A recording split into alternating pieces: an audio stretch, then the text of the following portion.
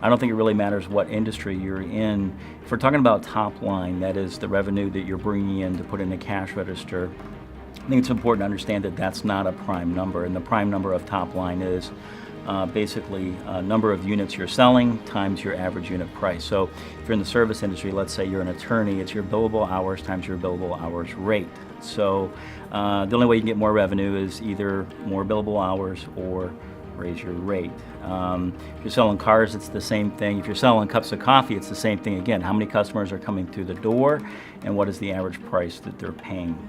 I think once you understand those two components, the easy one is the average price. So for us, it's a cup of coffee, and we're going to try to take you when you come into the store and maybe move you up in a size or put something else in it, like an extra shot or a flavor. If you've been to a Big B Coffee, you've probably experienced that. Would you like an extra shot with that kind of question? And we're going to try to increase the transaction price. Now, we can also just raise prices. We can also try to get you to buy a muffin or a bag of coffee or what have you. That one's really simple. If you were familiar with McDonald's about 20 years ago, they would have said, would you like fries with that, right? So it's your typical add-on service to whatever you're selling. This video offers insights and inspiration on ways to build your sales strategy, understanding your customer, developing your revenue model, and selling to both new and existing customers. So we have this pizza on our menu. It's called the Trust Us, and we just bring it out. We give you a price. We don't tell you what's on it. I'll have the Trust Us. Thank you. And it's because we hope that people have created this sort of bond with our chef, and it adds a sort of layer of mystery and uniqueness to a meal that I think is really fun and engaging. We switched and we said, you know what, we're going to do a dinner, and an entire dinner, a plated course dinner, and do exactly the same thing. And the dinner is going to be, we're not going to tell them how many courses, we're not going to tell them what kind of food, we're not going to, it could be anything. It's whatever we want. We're just going to say, it's this much, it's this date, it's this time, come and try it. And we had a huge showing. We sold out. It was fantastic. And it was a little bit of a gamble, but I think that if you really want to push the envelope, you have to kind of take some gambles. Luckily, this one paid off. Some will not. So, when it comes to developing sales strategies for your business, the better you understand your customer, the faster your sales and business will grow. Think about it. Sales grow by selling more to existing customers or finding new customers to sell to. Many small business owners struggle to define their target market and end up setting their sights too broad. Don't overestimate your market or focus on a market that may not be there at all. Want to zero in on your target market and boost sales? Answer the following questions. Who would pay for your product or service? First, understand the problem that your product or service can solve. How will it leave them better off in the end? Now, use that information to help decide who would be willing to pay for the solution you're offering. Your potential customer must have a need and must also be aware of that need. Some business owners leverage technology to gauge need.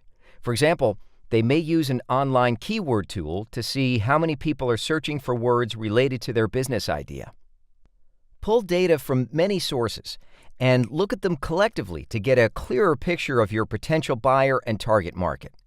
Once you have identified who will likely buy your product, leverage market research resources online and through organizations such as your local Small Business Development Center to further define your target market. You know, historically, we know that 50% of what we sell is going to be to resellers or agencies. The other 50% is going to be to small business owners. In the past, we had put far too much emphasis on those agencies and resellers because typically those were higher dollar sales. And we paid very little attention to the small business owners. Once we understood what a large percent of our revenue came from those small business owners, we put some specialized teams in place to deal specifically with them that understood their needs, their objections, their desires, and were really able to speak their language. Who has already bought from you? To hone your target marketing and your sales strategies, see who has already bought your product or service. Take a look at where your sales have come from over the past few years. Which customers brought in the highest revenues? Which brought in the highest profits? Are they the same? What do your customers have in common? You can gain valuable insights by using historic sales data to profile your customer. Once you clearly profile your customer, it becomes infinitely easier to target your messaging, reach your target market, gain repeat business, and find new customers. Here's another question. Are you overestimating your market and sales potential?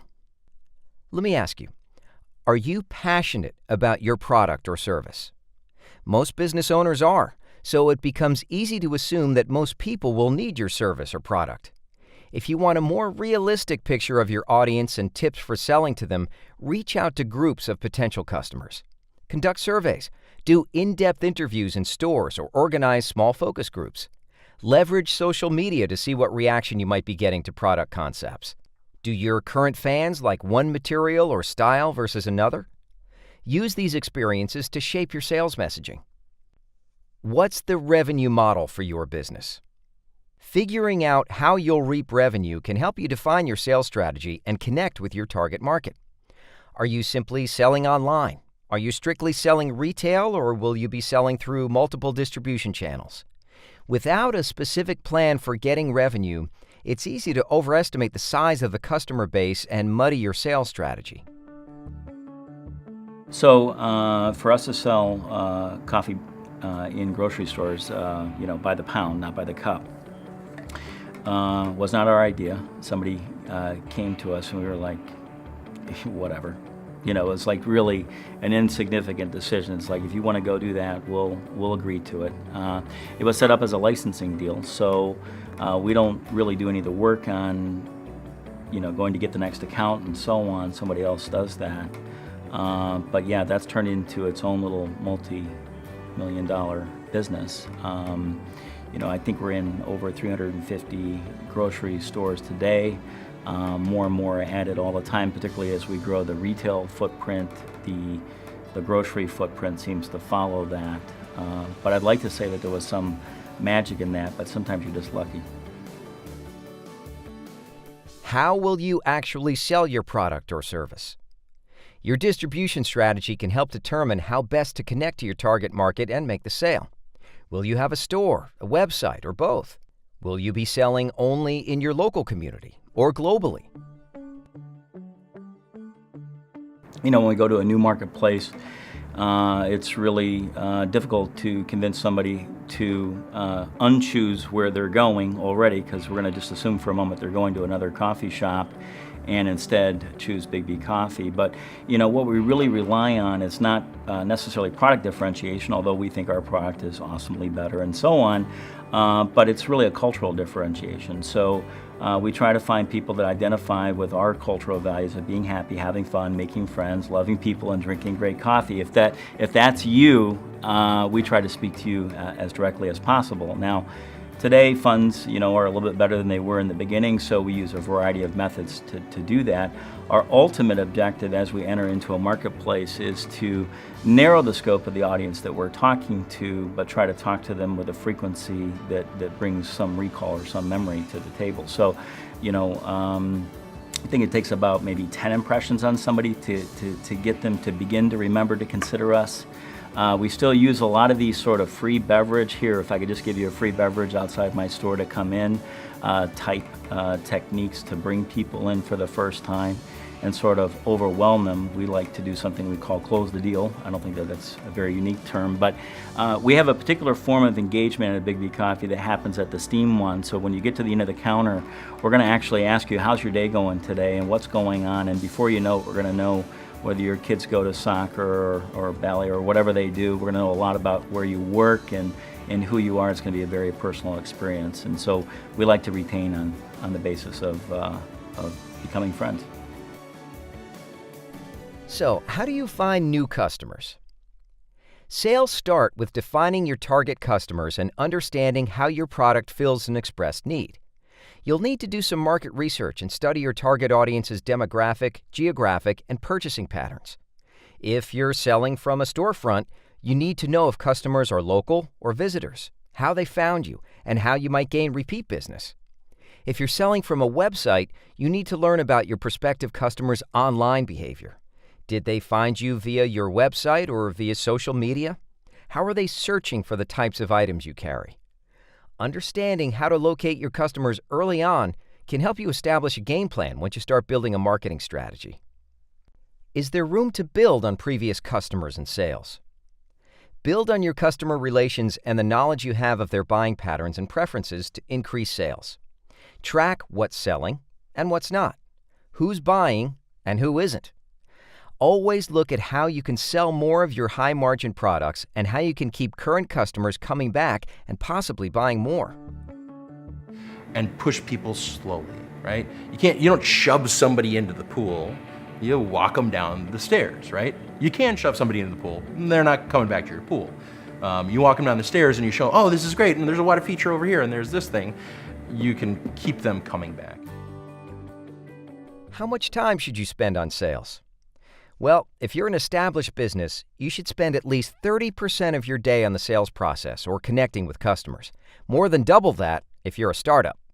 Sit down and work out what the average amount of time you and your staff are spending each week either directly selling or on improving your sales process. Now think about this. Are the activities you're focused on going to help you greatly increase your revenue? While you will engage in many activities that help your business progress, you should prioritize those that increase your revenues. How can you keep your sales plan on track? Monitor. Yeah, this is one of the most important aspects of a successful sales strategy. As you move forward with your plan, you must keep track of how well it's working. At the beginning of each month, take a look back at the previous month and ask yourself, how did it go?